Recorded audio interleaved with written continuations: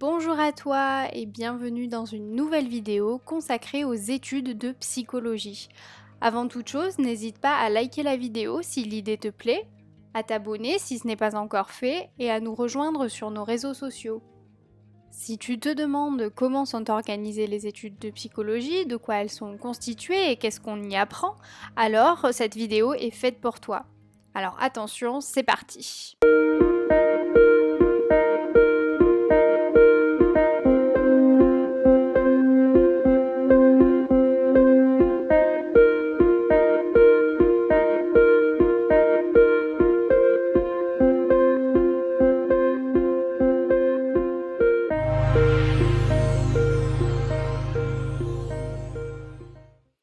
Alors pour commencer, tu te demandes peut-être si ces études sont faites pour toi ou en tout cas vers qui elles sont destinées. Alors non, contrairement aux idées reçues sur la licence de psychologie, elles ne s'adressent pas spécialement aux étudiants sortant d'une filière littéraire qui s'intéressent beaucoup à la lecture ou à la philosophie par exemple. En France, il existe deux cursus principaux pour faire ces études de psychologie. Le plus courant reste la faculté ou l'université publique que tu peux retrouver dans la plupart des grandes villes de France. Le second cursus possible est l'école des psychologues praticiens. Donc il y a deux campus, un à Paris, un à Lyon. Je te listerai leur site dans la barre d'infos si ça t'intéresse, qui cette fois-ci est une école privée et où l'aménagement des enseignements et notamment des stages est un petit peu différent.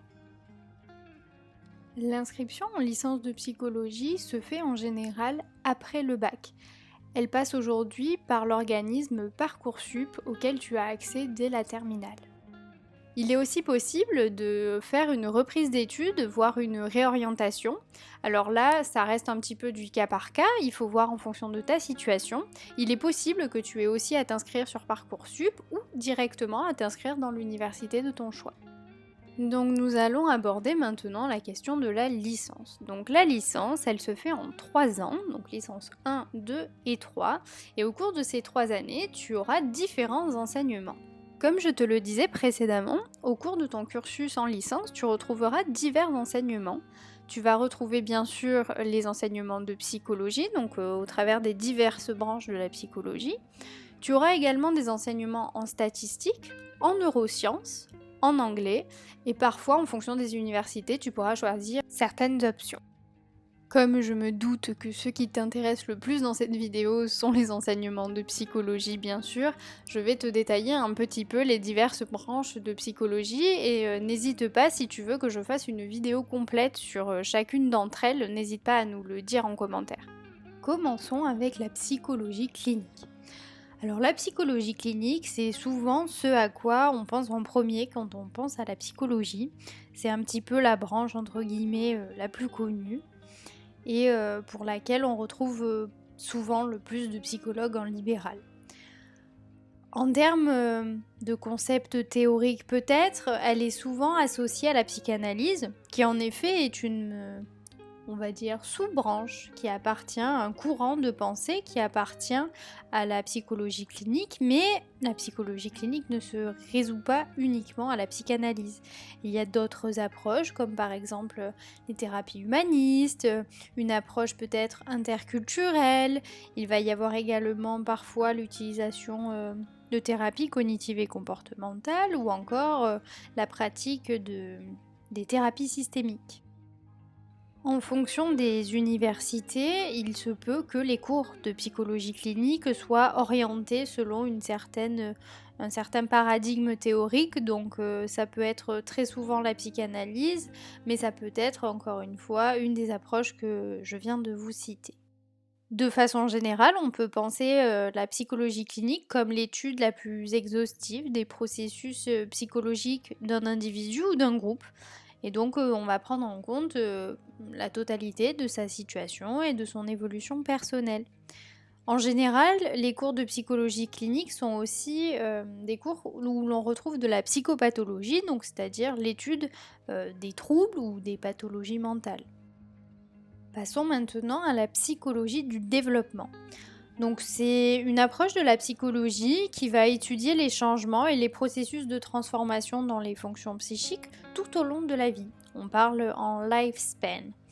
Et donc, dans l'imaginaire, c'est vrai que cette orientation, cette branche de la psychologie est souvent associée au travail avec les enfants, mais elle inclut aussi la psychologie du vieillissement, donc auprès des personnes âgées. Parlons à présent de psychologie cognitive et de neuropsychologie. Alors je cite et distingue les deux, puisqu'en fonction des universités, certaines vont donner des enseignements plus spécifiques à l'une ou l'autre de ces deux branches qui néanmoins se ressemblent, puisqu'on pourrait définir la psychologie cognitive comme l'étude des différentes fonctions cognitives, donc à savoir la mémoire, l'attention, l'apprentissage. La neuropsychologie inclut ces dimensions cognitives, mais on va dire qu'elle va faire le lien entre le cerveau et le comportement. Abordons maintenant la dernière branche de la psychologie de notre vidéo qui sera la psychologie sociale, que l'on peut associer à la psychologie du travail. Du coup, la psychologie sociale, elle peut se définir comme une étude des interactions, des perceptions et des influences sociales, à la fois à l'échelle individuelle et à la fois à l'échelle groupale. Alors vous sentez venir, on peut l'étudier dans le cadre de la psychologie du travail, puisque elle va étudier dans ce cas-là les conduites dans un contexte de travail qui va allier donc la perspective individuelle, groupale et sociale.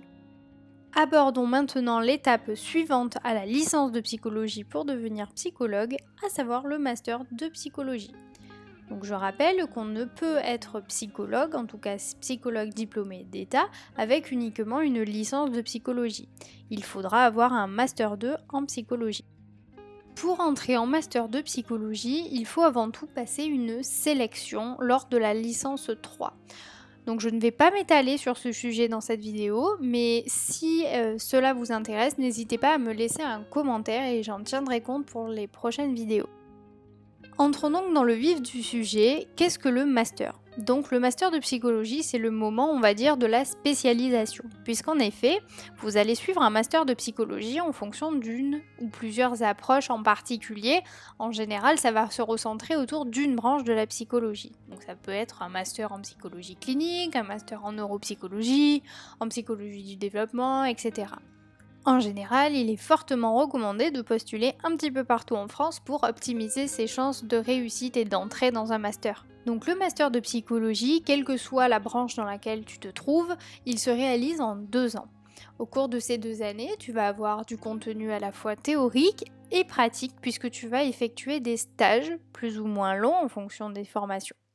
À partir de là, tes cours seront un petit peu plus spécifiques qu'en licence puisqu'ils seront orientés en fonction de la branche de la psychologie de ton choix. Ensuite, tu auras également à réaliser un mémoire de recherche puisque maintenant, une grande partie des masters sont des masters mixtes à la fois professionnels et recherche, ainsi que la réalisation d'un rapport de stage. À la fin de ton Master 2, tu vas donc soutenir ton mémoire et ton rapport de stage pour obtenir le titre de psychologue. Supposons que maintenant, bravo, tu es diplômé, tu es psychologue, alors vient se poser la question du après. Après ton Master de psychologie, plusieurs options s'offrent à toi. Tu peux tout d'abord décider de continuer tes études avec une formation, par exemple, pour te spécialiser dans une approche particulière, une thérapie particulière. Tu peux également choisir de poursuivre tes études, cette fois-ci en faisant une thèse, et donc en devenant à l'issue de celle-ci un docteur en psychologie. Enfin, la dernière option qu'il te reste, c'est de travailler et donc tu vas pouvoir travailler soit en institution ou te lancer en libéral si tel est ton choix. Voilà, nous sommes maintenant à la fin de la vidéo. Merci d'être resté jusque-là. N'oublie surtout pas de liker la vidéo, t'abonner, éventuellement de nous laisser un commentaire si tu as des questions, des envies. Cette vidéo avait pour but de rassembler un petit peu, de résumer le parcours de ces études de psychologie. Donc n'hésite surtout pas à la partager, surtout si tu connais des gens dans ton entourage qui ont envie de se lancer dans ce genre de cursus. Je te dis à présent à très bientôt dans une nouvelle vidéo et surtout prends soin de toi.